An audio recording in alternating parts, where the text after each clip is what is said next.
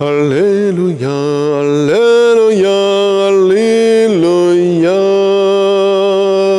Alléluia, Alléluia, Alléluia. Moi, je suis la lumière du monde, dit le Seigneur, celui qui me suit aura la lumière de la vie. Alléluia, Alléluia, Alléluia. Le Seigneur soit avec vous.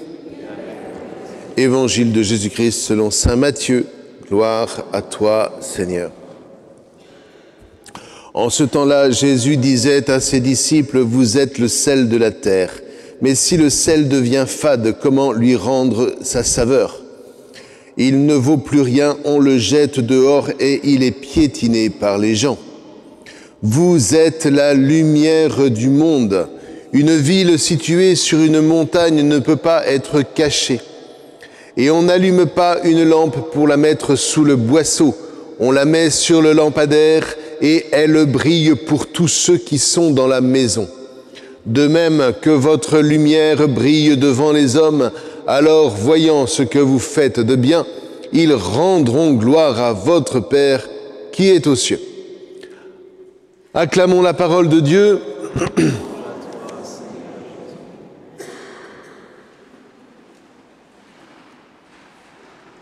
Alors, vous voyez, si on n'entend qu'une partie des lectures d'aujourd'hui, on se dit, dans le fond, les chrétiens ne sont jamais qu'un groupe d'assistantes sociales. Voilà. Partage ton pain, accueille chez toi le pauvre, etc. Et il faut le faire. Moi, j'ai connu mes grands-parents qui avaient l'habitude de laisser tous les dimanches, on habitait dans un petit village, dans le Beaujolais, tous les dimanches, la porte était ouverte, à une époque où on pouvait encore laisser la porte ouverte, pour accueillir un pauvre qui passerait et qui viendrait manger à la maison. Il y avait toujours une assiette libre, vous voyez ? Donc, oui, non, c'est important, cette dimension-là. Mais si on réduit le christianisme à cette dimension, à ce moment-là, c'est la fable de La Fontaine. C'est-à-dire que c'est la fable de la poule aux œufs d'or. On veut garder les œufs, on tue la poule. Donc on perd et la poule et les œufs. Où est, et ça, vous voyez, c'est le travail de l'écriture. Et pourquoi aujourd'hui on est dans un monde qui a oublié Dieu, c'est que nous n'avons pas suffisamment parlé des sources qui nous nourrissent. Ok, et c'est magnifique, on a un patronage ici, certains d'entre nous se lancent dans l'action catholique, on va visiter les gens, etc., etc. Mais tout ça, si on ne s'enracine pas sur un socle lumineux, c'est disparu, ça disparaît. Ça disparaît, ça devient du pur fonctionnement. Et après, on met les gens dans des cases et on leur dit « Mais soyez heureux, vous avez de quoi manger, ça devrait vous suffire. » Ben non. Parce que le Christ nous envoie pour être la lumière du monde. Maintenant, la lumière, autre piège, ça pourrait être tout à fait la lumière philosophique. Je suis lumineux parce que je vous dis de vous aimer les uns les autres. Bon, ben voilà, c'est une lumière intellectuelle. C'est gentil. C'est plein de belles valeurs, sauf que ces valeurs-là, peut-être que les autres ne les partagent pas nécessairement. Pourquoi d'ailleurs les partageraient-ils ? Comment sommes-nous capables, frères et sœurs, de rendre compte du fondement des valeurs qui sont en nous ? Eh bien, c'est très paradoxal, mais nous avons complètement oublié ce chemin, malheureusement. C'est pour ça qu'il faut revenir à l'écriture. Le fondement de tout ce que nous vivons au niveau des valeurs, au niveau de notre action dans le monde, c'est l'autel. C'est l'autel. C'est même pas le tabernacle, c'est l'autel. Quand Jésus parle de la lumière, c'est la lumière de l'autel. Pourquoi ? Il faut revenir à des choses hyper concrètes, frères et sœurs. Qu'est-ce que c'était que l'autel du temple à l'époque de Jérusalem ? où il y avait un temple dans Jérusalem. Quel était cet autel que les fils de Lévi construisaient lorsque ils accompagnaient le peuple qui fuyait l'Égypte pour trouver sa liberté? C'était un autel qui avait deux particularités. Je ne vais pas trop m'étendre sur les tenants et les aboutissants, je voudrais simplement que vous compreniez bien ça. Il fallait déjà avoir la science de la pierre moulée, c'est-à-dire on n'allait pas tailler des pierres pour fabriquer un autel. Il y avait une science chimique qui permettait de faire de la pâte de roche, et grâce à cette pâte de roche, on fabriquait un autel. Pas nécessairement gigantesque. L'autel de Jérusalem était gigantesque. Mais on pouvait très bien, et il y avait plusieurs autels qui étaient voués à Dieu à l'époque, on faisait des petits autels. Mais nous, dans notre mentalité occidentale, on se dit, ben voilà, il y a un autel, et puis on fait un petit feu dessus, et puis on fait fumer les sacrifices. Vous savez combien de temps il faut pour brûler un sacrifice? On dit souvent qu'il faut prendre un bœuf et l'offrir en sacrifice. Vous savez combien de temps il faut pour offrir un sacrifice avec un bœuf? Il faut 1 journée et demie. 1 journée et demie. Or, la Bible prescrit de faire à peu près un holocauste dans le temple toutes les heures. Comment ils font? Eh bien, vous voyez, c'est là... Toutes les expériences spirituelles sont d'abord des expériences concrètes. On sait aujourd'hui que dans l'autel qui était fabriqué, et ça c'est la deuxième dimension, il y avait en fait des tuyères. Non pas des cuillères, mais des tuyères dans lesquelles on souffle pour attiser le feu et faire monter ce feu à des températures extrêmes. Et ça, c'était une science qui était millénaire. Mais il n'y avait que ceux qui adoraient le Dieu d'Israël qui connaissaient cette technique-là. On faisait monter la température à plus de 800 degrés. 800 degrés. Si j'avais le temps, je vous expliquerais à quoi ça servait il y a aujourd'hui 2, 3, 4 000 ans. Mais en tout cas, pour les autels, c'était une fournaise de forge. Et si vous avez vu un jour dans votre vie une fournaise de forge, c'est lumineux. Ça vous envoie une lumière d'une intensité maximale. Or, à l'époque, on se disait, mais cette lumière-là qui consume les sacrifices, ça ne peut être que la lumière de Dieu. Et c'est comme ça que on parlait de Dieu comme étant la lumière du monde. Et quand Jésus dira « Je suis la lumière du monde » dans le temple, c'est à cette lumière-là qu'il fait référence. Mais ça veut dire quoi, la lumière du monde, la lumière de l'autel? Ça veut dire la lumière de l'offrande. Parce qu'avec Jésus, cette lumière-là, vous voyez, Jésus sera, dit l'Apocalypse, l'autel. Il sera l'autel, il sera la victime, il sera le prêtre.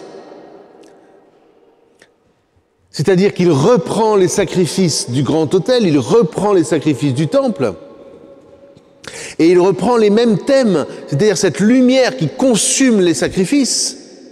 Désormais, c'est lui qui est à la fois la lumière et le sacrifice. Et c'est pour ça qu'on l'appelle l'agneau. Est-ce que vous me suivez? Or, allez, continuons. Parce que là, encore une fois, j'essaie de vous redonner ce qui est le patrimoine de la liturgie, c'est-à-dire l'importance de l'autel, qu'on a fait simplement, qu'on a transformé en simple petite table. Non. Lorsque Jésus, on va faire mémoire de l'Eucharistie, lorsque Jésus prend le pain, et qu'il fractionne le pain, il fait un rite que n'importe quel juif connaissait à son époque, à partir du repas pascal. Ce pain qui est fractionné rappelle l'agneau qui est offert sur l'autel du temple. Donc tout juif, et encore aujourd'hui, simplement, ça n'est plus l'agneau qui est offert en même temps, mais c'est l'agneau qui a été offert dans le temple. Donc un juif qui prend la matzah et qui la fractionne, je vous le fais en très rapide, hein, c'est un peu plus compliqué que ça, mais qui la fractionne, en fait, s'associe au sacrifice du temple, qui est sur l'autel en train d'être pris dans la lumière de Dieu. Vous me suivez toujours ? Au moment où Jésus fractionne le pain, qui est un moment très important de la prière eucharistique, il dit non pas « voici l'agneau du temple », mais « voici l'agneau de... faites ceci en mémoire de moi ». C'est-à-dire qu'il est le nouvel agneau qui enlève les péchés du monde. Vous ferez ceci, buvez mon sang, versé pour la multitude, quand je ne suis pas en situation, je ne sais jamais, pour la rémission des péchés. Mais la rémission des péchés, c'était dans le temple, c'était les sacrifices qui étaient offerts dans le temple, sur l'autel toujours, et qui étaient pris dans cette lumière de la forge. Ça va toujours ? Parce que moi, je veux vraiment que vous compreniez ça. C'est pas la peine que je vous fasse des explications si ensuite je vous perds. Donc, à la fraction du pain était d'ailleurs le premier nom que l'on a donné au repas chrétien du dimanche. On n'appelait pas ça l'Eucharistie, on appelait ça la fraction du pain. Allez relire les Actes des Apôtres. Donc on savait très bien et on gardait par soi le fait que le moment en fait le plus décisif du repas de Jésus, c'est quand il fractionne le pain et qu'il dit « Je suis l'agneau ». Et la liturgie en a gardé la mémoire, puisque au moment où je vais fractionner le pain, vous ferez bien attention, la grande hostie, les petites hosties, c'est déjà le pain fractionné, si vous voulez. Vous chantez quoi au moment où je fractionne le pain ? Voilà, agneau de Dieu qui enlève le péché du monde. Tout ça, ça doit travailler. Donc, vous voyez, dès que je fractionne le pain, il faut que dans votre esprit, vous visionniez l'agneau de Dieu qui est offert sur l'autel de la croix et qui est la lumière du monde. Dès lors, quand vous communiez, vous recevez cette lumière pour être à votre tour des lumières dans le monde. Mais cette lumière-là, vous n'en êtes pas la source. Je n'en suis pas la source. La source de cette lumière, elle est dans l'Eucharistie qui a été fractionnée et qui nous a associés à la lumière qui est du temple. Mais que Jésus reprend pour lui car il est le prêtre, l'autel et la victime. Ça va-t-il ? Et quand je vous explique ça, je ne suis pas en train de vous faire un cours d'histoire. J'espère que vous le vivez spirituellement. Vous voyez ?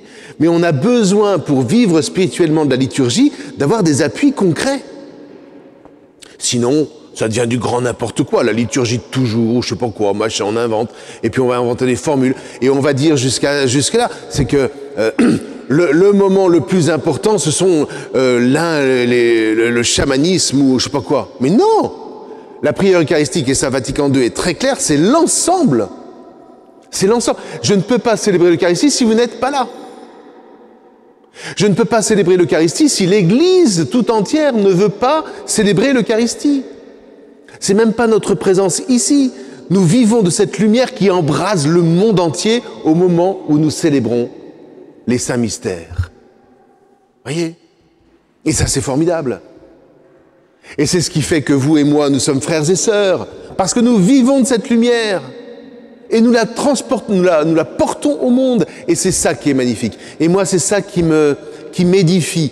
C'est ça qui me transporte. Lorsque je vous vois aller à droite, aller à gauche, porter la communion, aller visiter, etc., etc., je suis dans une louange infinie. Parce que je vois cette lumière qui se répand dans le monde. Au nom du Christ. Donc merci, attachez-vous à cette lumière. Ne transformez pas l'Eucharistie en une espèce de pilule spirituelle qui viendrait vous nourrir. Vous êtes complètement à côté de la plaque, si c'est ça. Complètement. Hein ? Par contre, recevez cette lumière, vivez de cette lumière, portez cette lumière au nom du Christ. Alors vous serez, et je serai, et l'Église sera le sel de la terre. Amen.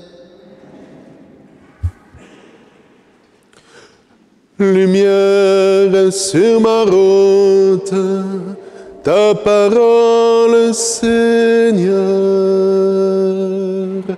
Lumière sur ma route, ta parole, Seigneur.